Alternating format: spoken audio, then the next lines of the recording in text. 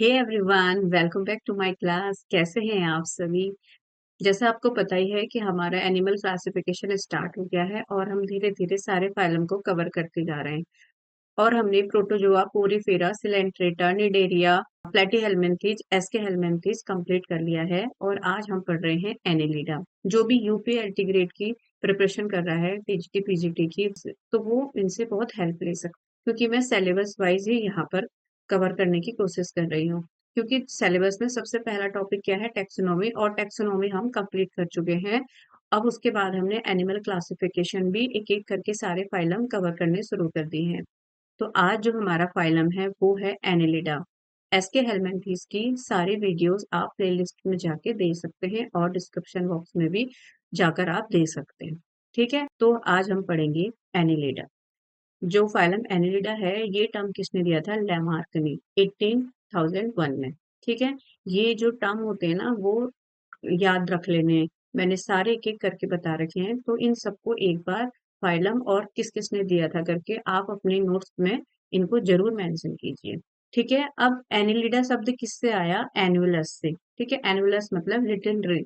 कहने का मतलब है कि इनकी बॉडी में रिंग लाइक स्ट्रक्चर होते हैं, इसीलिए इनको एनुलस कहा, और उस एनुलस से ही क्या बना? एनिलिडा। तो जो एनिलिडा होते हैं ना, एनिलिडा को और क्या कहते हैं? एक तो रिंग्ड वॉर्म कहते हैं, क्योंकि इनमें क्या होती है? रिंग बनी रहती है, या उनको क्या कहेंगे? Segmented worm. मतलब वो सेगमेंट में बटे रहते हैं। कैसे क्या, ये हम आगे देखते हैं। यहाँ पर मैंने कुछ एग्जाम्पल्स बता रखे हैं जो हमारे पूरे चैप्टर में हमें यही देखने हैं। ठीक है, तो आपको मैं पहले एक बार दिखा लेती हूँ। ये है नेरिस, इसको हम लोग नेरिस भी कहते हैं। ये है अर्थवर्म और ये है लीच। ये तीन ऐसे एनिमल्स हैं जो हमने क्या करने हैं, अभी पूरे चैप्टर में पढ़ रहे हैं। जब हम क्लासिफिकेशन पढ़ेंगे तो ये सब एग्जाम्पल्स भी देखेंगे, तो आप अभी से देख लो। तो जब मैं नीरस कहूंगी तो आपको पता होना चाहिए कि मैं इसकी बात कर रही हूँ, और जब अर्थ वॉर्म कह रही हूँ तो इसकी बात कर रही हूँ, और लीच कह रही हूँ तो इस तरीके की बात कर रही हूँ। ठीक है, ये सारे क्या है? Ringed worm. ठीक है, रिंग लाइक स्ट्रक्चर इसमें होता है। तो अब मैं आपको क्या करूंगी, सबसे ज्यादा इंपॉर्टेंट पॉइंट्स बताऊंगी। इन 4-5 पॉइंट्स को आपको बिल्कुल याद करना है। ठीक है, सबसे पहले क्या होता है इसमें? जो एनिलिडा है, इसमें क्या देखने को मिला था? सर्कुलेटरी सिस्टम, और वो भी कैसा? क्लोज्ड। बिल्कुल ओपन भी नहीं, सीधे क्लोज्ड। ऐसी जंप मारी इसने कि एनिलिडा में हमें सबसे पहले सर्कुलेटरी सिस्टम दिखा, जो जो क्या है? बिल्कुल क्लोज्ड है। और एक ही एक्सेप्शन है यहाँ पर, लीच, जिसमें क्या होता है? Open circulatory system. Most most important है, आपको बिल्कुल याद रखना है। आपको पता है कि जो एनिलिडा है उसमें सर्कुलेटरी सिस्टम क्या हो गए हैं? आ गए हैं। लेकिन एग्जाम में क्या लिखा है कि इसमें ओपन सर्कुलेटरी सिस्टम है, तो फिर आप कंफ्यूज कर जाओगे कि सर्कुलेटरी सिस्टम तो एनिलिडा से स्टार्ट हो गया था, तो जहां बताया था कि वो क्लोज्ड होगा। लेकिन एक एक्सेप्शन है कि लीच, जहां पर लीच आएगा तो वहां पर क्लोज्ड न होके क्या होगा? ओपन होगा। बिल्कुल याद रखना है। और first time defined respiratory organ, और यहाँ पर भी क्या है? रेस्पिरेटरी सिस्टम अब डिफाइंड हो गए हैं। अभी तक तो वो क्या कर रहा था? बॉडी सरफेस से ही कर ले रहा था, लेकिन अब गिल्स आ गए हैं। ठीक है, उसके बाद first time defined locomotory organ, और यहाँ पर क्या है? लोकोमोटरी ऑर्गन आ चुके हैं। ठीक है, अभी हम पढ़ेंगे सीटी, पैरापोडिया, सकस, बहुत सारी चीजें अभी आएंगी। ये सब स्टार्ट कहाँ से हुआ है? एनिलिडा से ही होता है। और फर्स्ट टाइम सिलोमेट एनिमल। ठीक है, फर्स्ट टाइम सबसे पहले क्या आए थे? असिलोमेट आए थे, फिर स्यूडो सिलोमेट आए थे, अब कंप्लीटली क्या हो गए हैं? सिलोमेट, यानी इनको क्या कहते हैं? यू सिलोमेट भी कहते हैं, जो साइजो सिलोमेट में देखे गए थे सबसे पहले। ठीक है, ये क्या है ये मैं अभी बताऊंगी बाद में। और फर्स्ट टाइम ये क्या थे? सेगमेंटेशन, मतलब इनमें क्या था? सेगमेंटेशन था। अब सेगमेंटेशन भी हमने क्या पढ़ा था? देखो, टैप वॉर्म यानी प्लेटीहेल्मिन्थीज में भी पढ़ा था ना। तो उन टैप वॉर्म्स में क्या था? सेगमेंटेशन तो था, लेकिन वो था स्यूडो सेगमेंटेशन। वो सेगमेंटेशन नहीं था, बस एक फॉल्स सेगमेंटेशन था, जो हमें ऐसे दिख रहा था कि इसमें सेगमेंट है, लेकिन वो सेगमेंट नहीं थे, वो सूडो सेगमेंट था। ठीक है, अब ये क्या है? It has external as well as internal segment. इसमें इंटरनल भी सेगमेंट हो सकते हैं और एक्सटर्नल सेगमेंट भी हो सकते हैं। पहले मैं थोड़ा सा तुम्हें सेगमेंटेशन के बारे में बता देती हूँ। ठीक है, जो हम ये पढ़ेंगे अभी एनिलिडा, उसमें क्या होते हैं? जो मेटामेरिक सेगमेंट होते हैं, ये भी इंपॉर्टेंट है, आप ध्यान रखना कि मेटामेरिक सेगमेंटेशन होता क्या है। मेटामेरिक सेगमेंट को ही मेटामेरिज्म कहते हैं। अब मेटामेरिज्म क्या है ये अभी बताती हूँ। अब देखो, पहले तो तुम इतना ध्यान रखो कि ये जो सेगमेंट्स हैं वो क्या है? सेगमेंट्स दो तरीके के होंगे, एक एक्सटर्नल और इंटरनल। तो जो एक्सटर्नल इंटरनल होंगे उनको एन्युलाई होंगे, एन्युलाई माने ही रिंग होता है, और इंटरनल सेगमेंट होंगे सेप्टा। ठीक है, तो ये याद रखना कि जो एक्सटर्नल सेगमेंट है वो एनुलाई होंगे रिंग वाले, और जो इंटरनल सेगमेंट है वो होते हैं सेप्टा। अब एक चीज और याद रखना, ट्रू सेगमेंट और फॉल्स सेगमेंट, ये नोट है, बहुत इंपॉर्टेंट है, इससे क्वेश्चन बन सकता है कि ट्रू सेगमेंट्स क्या होते हैं और फॉल्स सेगमेंट्स क्या होते हैं। देख, एक होता है सोमाइट्स, सोमाइट्स मतलब ट्रू सेगमेंट्स, उसमें जो इंटरनल और एक्सटर्नल सेगमेंट होते हैं वो प्रेजेंट होते हैं। लेकिन जो फॉल्स सेगमेंट होते हैं उसमें प्रोग्लोटिड्स, मैंने टैप वॉर्म में बताया था कि क्या होता है उसमें, प्रोग्लोटिड्स में क्या बताया था मैंने टैप वॉर्म में, जहां पर क्या थे, सेगमेंट तो हमें दिख रहे थे, लेकिन वो क्या थे, वो सेगमेंट्स नहीं थे, वो अंदर इंटरनल और एक्सटर्नल सेगमेंटेड नहीं थे। तो आप टैपवॉर्म वाली क्लास जाके देख लेना, मैंने बताया था कि उस जिसको हम क्या कहते थे, प्रोग्लोटिड कह रहे थे ना, कुछ मैच्योर थे कुछ यंग थे। जब आप एक बार देखेंगे तो आपको अच्छे से समझ आ जाएगा। अब देखो, अब इस मेटामेरिज्म को हम क्या कह रहे थे, मेटामेरिज्म होता है serial repetition of organ in each segment. Each segment मतलब ये मेटामेरिज्म है, यहाँ पर क्या हो रहा है, सेगमेंट हो रहा है और ट्रू सेगमेंट हो रहा है, यानी देखो सपोज ये कोई एनिलिडा है, ठीक है, ये एनिलिडा है, और इसमें क्या है, इस तरीके से सेगमेंट्स होते हैं। तो जो मेटामेरिज्म है वो क्या शो करेगा कि ईच सेगमेंट, मतलब ये एक सेगमेंट है, ये एक सेगमेंट है, तो ईच सेगमेंट में क्या होगा, अलग अलग ऑर्गन होंगे। यहाँ पर मान लो हार्ट हो गया, यहाँ पर किडनी हो गया, यहाँ पर लंग हो गया, यहाँ पर पेंक्रियाज हो गया, मतलब कुछ हर सेगमेंट में अलग अलग ऑर्गन है। तो यहाँ पर क्या कहेंगे हम, serial repetition of organs in each segment. ठीक है, अब प्रोग्लोटिडेशन क्या होता है, यहाँ पर क्या होगा, serial repetition of reproductive organ. जब मैंने टैपवॉर्म बताया था, सपोज ये कोई टैपवॉर्म है, ठीक है, ये तो एनिलेट्स थे, ये हो गया टैपवॉर्म। ठीक है, टैपवॉर्म बताया था, टैपवॉर्म क्या था, जो हमने प्लेटीहेल्मिन्थेस पढ़ा था, तो उसमें हमने टैपवॉर्म पढ़ा था, और उसमें भी क्या थे, इस तरीके से सेगमेंट थे। लेकिन ये सेगमेंट्स नहीं होते हैं, ठीक है, सूडो सेगमेंट्स होते हैं, सेगमेंट की तरह दिखते हैं। अब इन सबको हमने क्या कहा, इनको कहा था, जो ये जितने भी सेगमेंट्स हैं इनको हमने प्रोग्लोटिड्स कहा था। तो इन प्रोग्लोटिड्स में क्या होते हैं, हर सेगमेंट में रिप्रोडक्ट, जो उनका रिप्रोडक्टिव ऑर्गन होते हैं, सेक्स ऑर्गन, क्योंकि हर्माफ्रोडाइट होते हैं, तो male female, male female, male female, तो यहाँ पर जो उनका रिप्रोडक्टिव ऑर्गन है ना, वो क्या कर रहा है, रिपीटेशन हो रहा है उनका।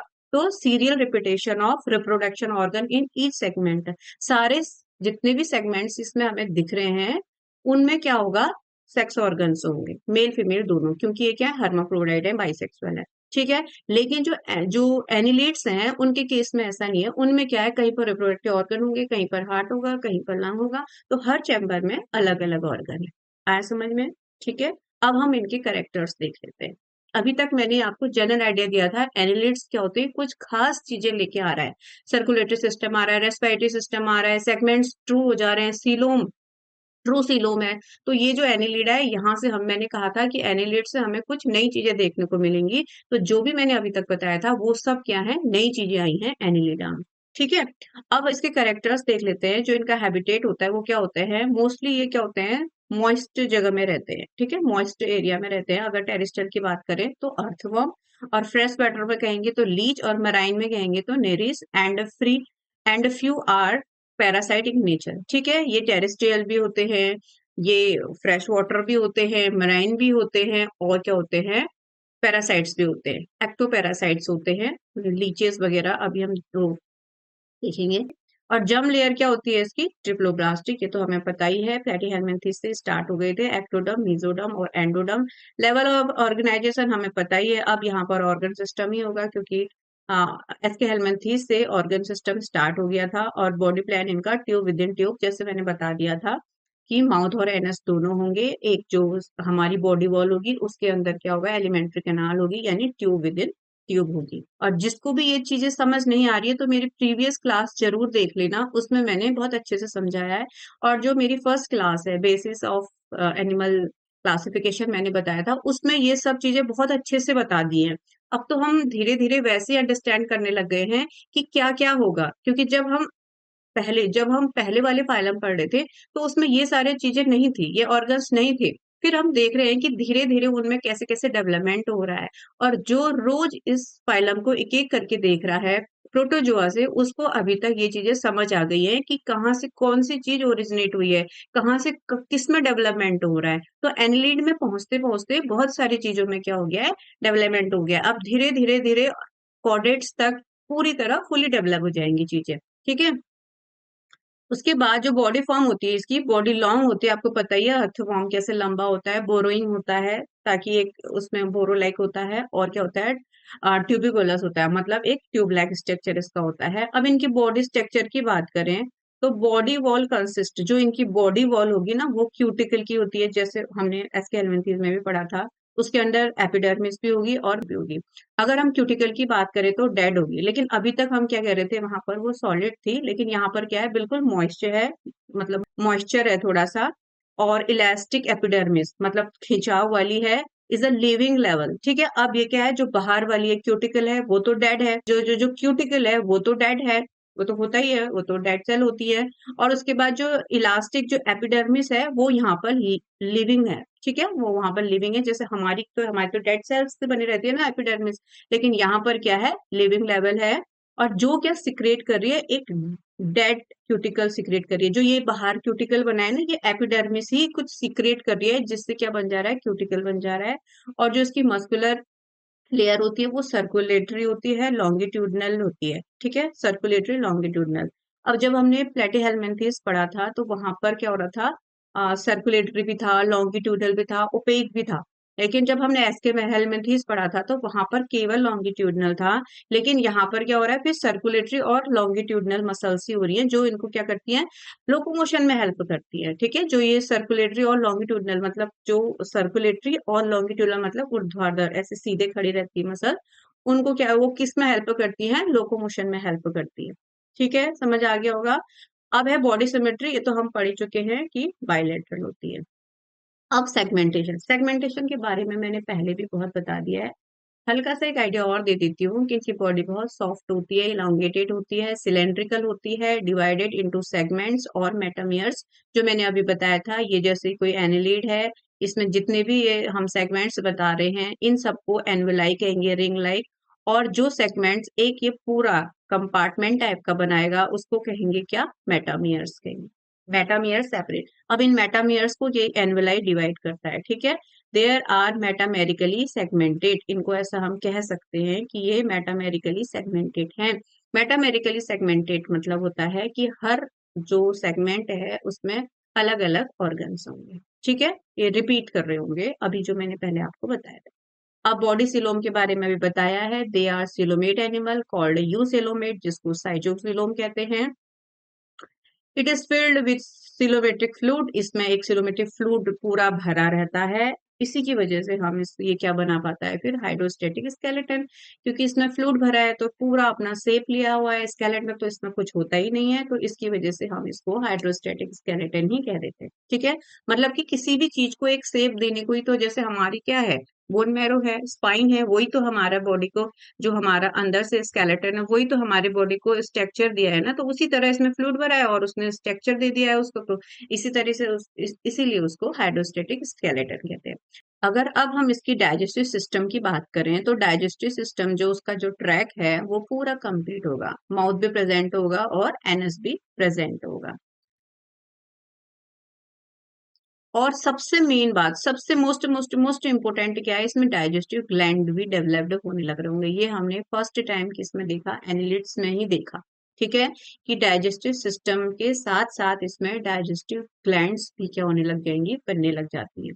अब सर्कुलेटरी सिस्टम की बात करें तो सर्कुलेटरी सिस्टम इज क्लोज्ड। देखा, अभी तक सर्कुलेटरी सिस्टम था ही नहीं, जब हमने एसके हेलमिंथेस पढ़ा था तो सर्कुलेटरी सिस्टम था ही नहीं।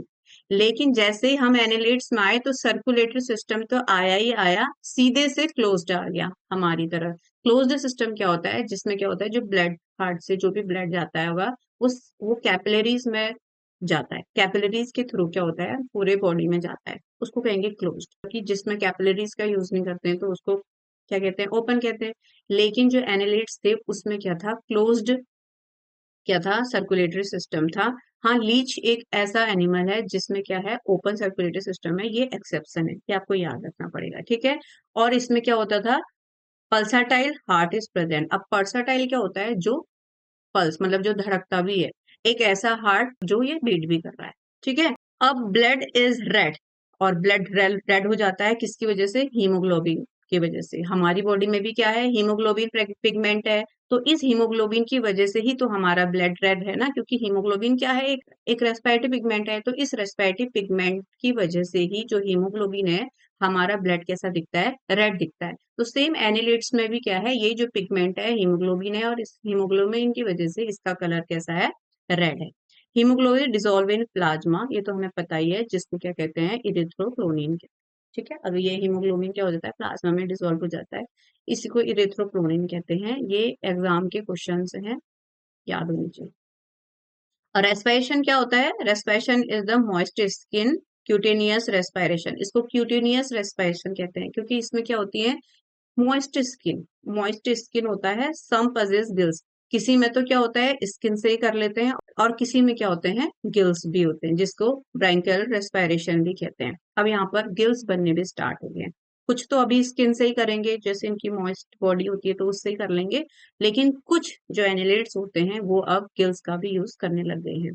एक्सक्रीटरी सिस्टम तो अभी पता ही होगा, जो एक्सक्रीटरी सिस्टम है वो नेफ्रेडिया है।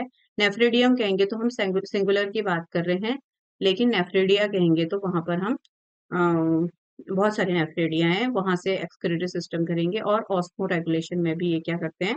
हेल्प करते हैं। और जो इनका एक्सक्रीटरी मैटर है वो तो पता ही है, अगर ये एक्वेटिक होंगे तो अमोनिया रिलीज करेंगे, अमोनियोटैलिक होंगे, और अगर वो टेरेस्ट्रियल होंगे तो वो यूरिया एक्सक्रीट करेंगे, जिसको यूरोटैलिक ऑर्गेनिज्म कहेंगे, ठीक है। ये समझ आना चाहिए कि अब ये टेरेस्ट्रियल भी हैं, एक्वेटिक भी हैं, तो अमोनिया और यूरिया दोनों एक्सक्रीट आउट करेंगे। अगर हम नर्वस सिस्टम की बात करें तो nervous system consist of a nerve ring, ठीक है, जिसको हमने ब्रेन कहा था, हमने एसके एलिमेंथीज में भी पढ़ रखा है ये। और solid double ventral nerve cord with the ganglion, जहां पर भी गैंग्लियन शब्द आएगा तो वो ब्रेन से रिलेटेड होगा। यानी क्या है? यहाँ पर अब नर्वस सिस्टम स्टार्ट हो रहा है, उसमें नर्व रिंग भी है, नर्व कॉर्ड भी है, गैंग्लियन है। ये सब चीजें हम धीरे धीरे आगे पढ़ेंगे। अब देखो नर्वस सिस्टम भी बनने लग गया है, नर्वस सिस्टम तो बन ही गया था, अब यहाँ पर मतलब थोड़ा थोड़ा डेवलप होने लग गया है। और रिप्रोडक्टिव सिस्टम क्या है? रिप्रोडक्शन इज सेक्सुअल, और नेरिस इज डायसिस, मतलब जो नेरिस होता है वो डायसियस होता है, but earthworm and leeches are monoecious. ये एक फिर यहाँ पर वो बन गया कि जो नेरिस है वो तो डायसियस ही है, मतलब क्या होंगे वहां पर? मेल और फीमेल दोनों एक ही में होंगे, लेकिन जो अर्थवॉर्म और लीचेज है वो मोनोसियस है।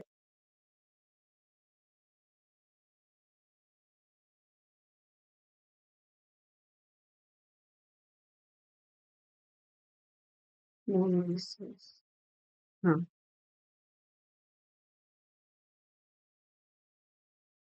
वो तो हम क्या पढ़ रहे थे?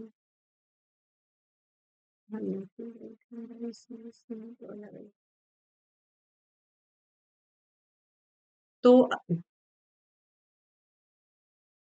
अब इसका डेवलपमेंट कैसे हो रहा है? डेवलपमेंट तो क्या होगा? डायरेक्ट भी हो सकता है और इनडायरेक्ट भी हो सकता है, through free swimming larva called trochophore larva. अब डेवलपमेंट क्या हो गया? जो क्या हो रहा है इसमें? डायरेक्ट वो अपने बच्चे भी दे सकता है, और लार्वल फॉर्म्स भी हो सकती है। जहां पर पहले लार्वल फॉर्म बनेगी उसको कहेंगे हम लार्वा बन रहा है, तो उसके लार्वल को क्या कहेंगे? Trochophore larva.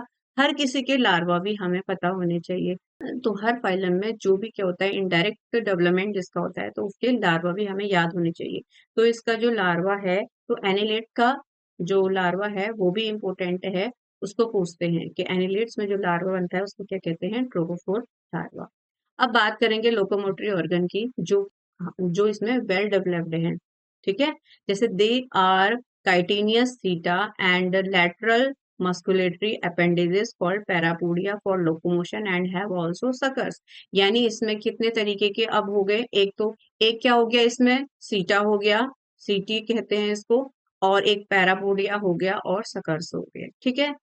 जो ये सीटी होता है वो हमें अर्थवॉर्म्स में देखने को मिलता है, और जो पैरापोडिया होते हैं वो हमें नेरिस में देखने को मिलता है, और जो सकर्स होते हैं वो हमें पता ही है लीचेस में ही होगा, क्योंकि लीच क्या होते हैं? लीच मतलब जोंक जो होती है, जोंक देखी होंगी, सुनी होंगी, वो क्या करती है? सकर्स का काम करती है, ठीक है। और इन्हीं सकर्स से ये मूवमेंट भी करती है।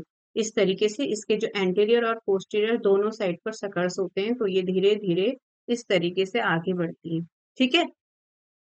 अब सेंस ऑर्गन क्या है? Anterior ends possess a distinct head with a organ in few annelids in nares।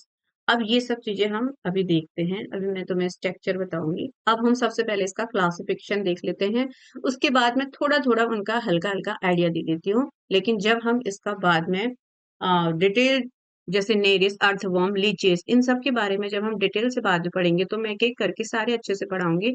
अभी हम अभी तो हम इनका जनरल आइडिया ही ले रहे हैं, ठीक है। तो इनका क्लासिफिकेशन किस पे बेस्ड है? इनके लोकोमोटरी ऑर्गन पे, ठीक है। जैसे on the basis of presence and absence of parapodia, सीटा एंड अदर मॉर्फोलॉजिकल फीचर्स जैसे सकर्स वगैरह, तो इनके अकॉर्डिंग इनको डिवाइड करा है। तो एनिलिड्स डिवाइडेड इनटू 3 क्लासेस। तो इसकी पहली क्लास है पॉलीचीटा, दूसरी क्लास है ओलिगोचीटा, और तीसरी क्लास है हिरोडीनिया। अब जो पॉलीचीटा है, पॉलीचीटा मतलब होगा, पॉली मतलब मैनी, चीटा मतलब हेयर लाइक स्ट्रक्चर, जिसमें बहुत सारे हेयरी लाइक स्ट्रक्चर होते हैं। और ओलिगोचीटा मतलब कुछ ही होंगे उसमें, ठीक है। और हिरोडिनोरिया में तो ये अब्सेंट होते हैं। उसके बाद इसका एग्जाम्पल देखेंगे तो हम नेरिस, नेरिस इसका मोस्ट कॉमन एग्जाम्पल है और इम्पोर्टेंट भी है, जिसको सैंडवॉर्म कहते हैं। और इसका दूसरा एग्जाम्पल है एप्रोडिटा, ये होता है सी माउस, समुद्री चूहा भी कहते हैं इसे, ठीक है। अब इसका जो मेन एग्जाम्पल है वो तो हमें पता ही है, अर्थवर्म। और अर्थवर्म में भी एक यूरोपियन अर्थवर्म होता है, एक साउथ इंडियन अर्थवर्म होता है, एक नॉर्थ इंडियन अर्थवर्म होता है। जो नॉर्थ इंडियन अर्थवर्म है उसी को क्या कहते हैं हम? फेरिटेमा पोस्टोमा। हमें पता ही है, हम बचपन से पढ़ते आ रहे हैं। तो जो अर्थवर्म है उसका जो साइंटिफिक नेम है वो क्या है? फेरिटेमा पोस्टोमा। और जो हिरुडिमा होता है उसका एग्जाम्पल क्या होता है? हिरोडेनिरिया, ठीक है। हिरोडेनिया इसमें लीच आते हैं। ये देखो, अब मैं थोड़ा सा आइडिया किसके बारे में दे देती हूँ, नेरिस के बारे में बता देती हूँ कि नेरिस कैसे दिखता है, क्या है, हल्का सा आइडिया। ये देखो, ये है एक नेरिस। अब जो जो भी हमने पढ़ा था हम यहाँ पर सब समझ लेते हैं उसको, ठीक है। ये चीजें मैं तुम्हें बाद में बहुत डिटेल से बताऊंगी, लेकिन अभी एक हल्का एग्जाम्पल, क्योंकि जब हम क्वेश्चन करेंगे ना अपने एमसीक्यूज, तो वो इनसे ही बनेंगे। तो इसलिए मैं थोड़ा सा आइडिया दे देती हूँ कि किसको क्या कहते हैं, कि कौन सा टर्म क्या कहलाता है। देखो, ये है नेरिस। सबसे पहले तो मोस्टली मराइन, ये ज्यादातर मराइन ही होते हैं। सिफिलाइजेशन प्रेजेंट, सिफिलाइजेशन प्रेजेंट मतलब ये देखो, यहाँ पर माउथ वाला एरिया दिख रहा है आपको, इस तरीके से 2 पेयर्स ऑफ आईज हैं। और ये जो दिखता है ना आपको, ये इस तरीके से सेंस कर लेते हैं, इसको पैल्प्स कहते हैं। तो हमें जहां पर हेड लाइक स्ट्रक्चर दिख रहा है, जहां हमें पता है कि एंटीरियर पार्ट है, यहाँ पर आईज है, तो इसका मतलब क्या होता है? यहाँ पर हेड फॉर्मेशन हो रही है, और जहां पर हेड फॉर्मेशन होती है उसको सिपलाइजेशन कहते हैं। पैरापोडिया प्रेजेंट फॉर लोकोमोशन, और पैरापोडिया प्रेजेंट होते हैं। पैरापोडिया क्या है? ये देखो, ये जो इस तरीके से दिख रहे हैं ना, ये ट्रायंगुलर शेप, ये सब क्या है? पैरापोडिया। ये लोकोमोशन में हेल्प करते हैं। ये देखो, पैरापोडियम, जब हम एक की बात करेंगे तो पैरापोडियम, ये स्विमिंग, जो स्विमिंग होती है ना, तैरने में इनकी हेल्प करते हैं। और उसके बाद न्यूमरस सीटा आर प्रेजेंट इन पैरापोडिया, और इन्हीं पैरापोडिया में इस तरीके से, इसमें दिख नहीं रहे हैं, इस तरीके से इन्हीं में सीटा भी लगे रहते हैं, इस तरीके से। क्योंकि इन्हें क्या करना है, जब ये होते हैं अपने सैंड वाले एरिया में या जमीन में, तो ये क्या करते हैं? क्रॉल भी करते हैं। तो इन्हीं सीटा की हेल्प से ये क्या करेंगे, फिर इस तरीके से क्रॉल भी करते हैं। पैरापोडिया की में तो ये स्विम करते हैं पानी में।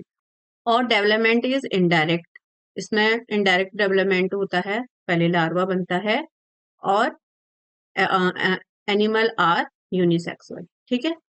इसमें क्या होगा? यूनिसेक्सुअल होंगे। अब देखो, मैं एक चीज बताना चाह रही थी कि जो इनकी ये बॉडी होती है, उसमें जो ये एंटीरियर पार्ट वाला हिस्सा यहाँ तक होता है, ये क्या करता है? असेक्सुअल कैरेक्टर शो करता है। लेकिन जो पोस्टीरियर वाला रीजन है ये पूरा, इसको कहते हैं सेक्सुअल। ये भी एग्जाम में आता है कि जो सेक्सुअल वाला पार्ट है उसको क्या कहते हैं? अटोक, ठीक है, उसको क्या कहते हैं? एटोक। और जो असेक्सुअल वाला पार्ट होता है उसको कहते हैं एपिटोक। ये एटोक और एपिटोक याद होना चाहिए। एपिटोक किसको कहेंगे?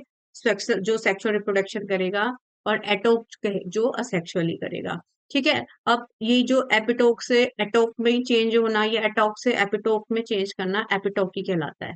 ये कुछ एग्जाम के क्वेश्चन है इसलिए बता रही हूँ। अब ये एक शब्द तुमने सुना होगा, हेट्रोनेरिस। अब ये हेट्रोनेरिस क्या है? हेट्रोनेरिस कोई दूसरा एनिमल नहीं है, हेट्रोनेरिस नेरिस ही है। लेकिन क्या होता है ना, जब ये अपनी मतलब जब ये सेक्सुअल रिप्रोडक्शन कर रहा होता है, तो तब क्या कर देता है, मतलब एक अलग ही तरीके का अपने शरीर में एक करेक्टर शो करता है। ठीक है, मतलब कि Nereis is the breeding season. कहने का मतलब है कि जब नेरिस अपने ब्रीडिंग सीजन में होगा, रिप्रोडक्शन कर रहा होगा या उस सीजन में होगा, तो उस समय वो अपना बॉडी का स्ट्रक्चर कुछ अलग बना लेता है, उसी को क्या करते हैं, हेट्रोनेरिस कहते हैं। हेट्रोनेरिस और नेरिस अलग चीजें नहीं है। नेरिस ही जब अपनी ब्रीडिंग सीजन में होता है, उसी को क्या कहते हैं, हेट्रोनेरिस। ठीक है, ये कुछ इंपोर्टेंट इंपोर्टेंट क्वेश्चन थे। ये देखो, reproduction stage is called heteronereis. आ जाएगा एग्जाम में कि हेट्रोनेरिस क्या है, तो रिप्रोडक्शन स्टेज इज हेट्रोनेरिस। इसमें एटोक और एपिटोक दो स्टेज आती है। ठीक है, एपिटोक, एटोक से एपिटोक की जो प्रोसेस है उसी को एपिटोक ही कहते हैं। ठीक है, ये पॉलीचीटा का एग्जाम्पल है जो फर्स्ट है। अब हम दूसरा देख लेते हैं इसका, ओलिगोचीटा का, जिसका एग्जाम्पल अर्थवर्म मैंने बताया था। इसमें क्या होता है, ये मोस्टली टेरेस्ट्रियल भी होते हैं लेकिन एक्वाटिक भी होते हैं कुछ। सिविलाइजेशन अपसेंट, अब इसमें हमें पता नहीं चलता है। ठीक है, इसमें कुछ आंख नाक हेड का फॉर्मेशन कुछ दिखता नहीं हमें, इसलिए जो सिविलाइजेशन है वो अपसेंट है। सीटा फॉर लोकोमोशन, अब इसमें जो पैरापोडिया इस तरीके से लगे थे ना, वो नहीं होते हैं। ठीक है, पैरापोडिया नहीं होते हैं इसमें। इसमें ओनली क्या होते हैं, छोटे छोटे से सीटा लगे होते हैं, इस तरीके से दिख नहीं रहे हैं अभी, अगर जूम करा जाए तो दिख सकते हैं।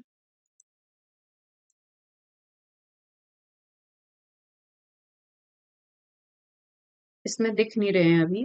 तो इसमें जो लोकोमोशन होता है उसमें पैरापोडिया नहीं होते हैं उसमें। तो जो अर्थवर्म होते हैं वो हर्माफ्रोडाइट होते हैं, मेल और फीमेल एक ही में होगा। लेकिन जो हमने नेरिस बोला था, तो नेरिस की कंडीशन में क्या होता है, मेल फीमेल अलग होते हैं। और इसमें डेवलपमेंट डायरेक्ट होता है, यानी इसमें कोई लार्वा नहीं बनेगा, इसमें सीधे इन्हीं की तरह इनका एक बेबी बनेगा। ठीक है, अब हम पढ़ेंगे हिरुडीनिया की बात है, तो इसमें एग्जाम्पल होता है लीच। ये क्या होते हैं, ये भी टेरेस्ट्रियल और एक्वेटिक दोनों होते हैं। तो इसमें क्या होते हैं, मेन एग्जाम्पल ये लीचेज होते हैं। लीचेज ही आते हैं जो क्या है, एक्टोपैरासाइट हैं और सैंग्विवोरस हैं। सैंग्विवोरस मतलब होता है जो क्या करते हैं, ब्लड सक करते हैं, फीड्स ऑन ब्लड, जिनका खाना ही क्या होता है, ब्लड होता है। जैसे एक्टोपैरासाइट मतलब तो क्या होता है, जो किसी की भी बॉडी के बाहर रहकर, एंडो मतलब अंदर रहकर, जैसे एस्केरिस वगैरह थे। अब ये एक्टोपैरासाइट है, मतलब पैरासाइट क्या कहते हैं, किसी भी होस्ट को क्या करना, हार्म पहुंचाना, वही पैरासाइट होते हैं। कोई एंडो पैरासाइट होते हैं, कोई एक्टो पैरासाइट होते हैं। एंडो पैरासाइट जैसे हमने एस्केरिस, टैपवर्म वगैरह पढ़े थे। और जो एक्टो पैरासाइट क्या होते हैं, जो हमारे बाहर से हार्म होते हैं, जो बाहर से हार्मफुल होते हैं, जैसे लीचीज। ये क्या होते हैं, सैंग्यूगोरस होते हैं जो क्या करते हैं, अपने खाने को मतलब ब्लड के थ्रू लेते हैं। बस इनका खाना ही क्या होता है, ब्लड होता है। और इसमें भी कोई हेड फॉर्मेशन हमें दिखती नहीं है, कहाँ हेड क्या है कुछ समझ नहीं आता, तो उसका क्या होता है, सिविलाइजेशन अपसेंट होता है। जो इसमें पैरापोडिया और सीटा दोनों ही अपसेंट होते हैं, कहीं आपको इस तरीके से पैरापोडिया नहीं दिखेंगे, कहीं से सीटा नहीं दिखेंगे, इसमें इस तरीके से कोई भी स्ट्रक्चर हमें शो नहीं होता है। फर्टिलाइजेशन इसका इंटरनली होता है और डेवलपमेंट इनका भी डायरेक्ट होता है। अब कुछ एग्जाम्पल हैं इसके, जैसे हिरुडेनेरिया, इसी को क्या कहते हैं, लीच। लीच को ही क्या कहते हैं, हिरुडेनेरिया, जो फ्रेश वाटर में रहता है। ठीक है, इनके जो सलाइवा होता है उसमें एक हिरुडीन होता है। हिरुडीन क्या होता है, एंटीकोगुलेशन होता है इसमें, एक एंटीकोगुलेंट होता है हिरुडीन। हिरुडीन क्या होता है, एंटीकोगुलेंट होता है, जो क्या करता है, जहां पर भी जैसे जो ब्लड होता है ना, उसको क्या कर देता है, खींच के पतला कर देता है। अभी हम आगे पढ़ेंगे। और इसका दूसरा एग्जाम्पल है बोनेलिया, इसको कहेंगे मैराइन लीच। और एक होता है पोंटोडेला, अब इसमें बी साइलेंट होता है, इसको पोंटोडेला पढ़ते हैं, तो पोंटोडेला कहते हैं इसको, स्कैट सकर भी कहते हैं। एक होता है हिरिडो, ये भी इंपॉर्टेंट है हिरिडो, ये है मेडिकल लीच। मतलब मेडिकल लीच मतलब यही, इसी हिरिडो में क्या होता है, ज्यादातर हिरुडीन मिलता है हमें, और ये क्या करता है, एंटाकोगुलेशन में हेल्प करता है। मतलब क्या होता है, ये ट्रीटमेंट भी होता है कहीं पर, लीच थेरेपी सुना है ना, क्या होता है, जहां पर ब्लड का कोई क्लॉट बन जाता है या जहां पर ब्लड जमा हो जा रहा है, तो वहां पर क्या करते हैं, लीच थेरेपी से क्या करते हैं, ब्लड क्लॉटिंग को हटाने में मदद करता है, मतलब वहां पर ब्लड थोड़ा सा पतला कर देता है। तो लीच थेरेपी जो आपने सुना होगा, वो मेडिसिनल लीच ही करता है, जो हिरुडो होता है। तो आज हमारा ये एनिलिडा भी क्या हो गया, कंप्लीट हो गया। और एनिलिडा से हमें धीरे धीरे अब इंटरेस्ट भी आने लग गया है कि किस तरीके से देखो सब कुछ बनने लग गया है। अब जब हम नेक्स्ट क्लास पढ़ेंगे तो उसमें तो हमें और भी इंटरेस्ट आने लगेगा कि अभी देखो हमने कितनी चीजें इसमें नहीं पढ़ी कि इसमें सर्कुलेटरी सिस्टम नया आ गया, लोकोमोटरी सिस्टम नया आ गया, रेस्पिरेशन यहाँ पर गिल से होने लगा, सेगमेंटेशन होने लगा, ठीक है। सेगमेंटेशन भी यहाँ पर ट्रू सेगमेंटेशन होने लगा, ठीक है। और ये भी बात ध्यान रखना कि जो ट्रू सेगमेंटेशन होता है वो दो ही फाइलम में होता है, और एनिलिडा और जो हम अभी आगे पढ़ेंगे ऑर्थोपोडा, ऑर्थोपोडा और एनिलिडा में ही सेगमेंटेशन देखने को मिलता है। तो आज की क्लास में हमने बहुत कुछ सीख लिया है, और तो आज की क्लास में हमने बहुत कुछ सीख लिया है, और हम इसी तरीके अब जब हम ऑर्थोपोडा पढ़ेंगे तो उसमें हम उसमें कुछ और ही चीज देखेंगे। आपको फील हो रहा होगा कि जैसे जैसे हम नया फाइलम पढ़ते जा रहे हैं तो कुछ ना कुछ हमें न्यू चीजें पढ़ रही है। अभी तक हमने पैरापोडिया नाम सुना भी नहीं था, गिल्स भी नहीं सुना था, तो धीरे धीरे धीरे चीजें आती जा रही हैं।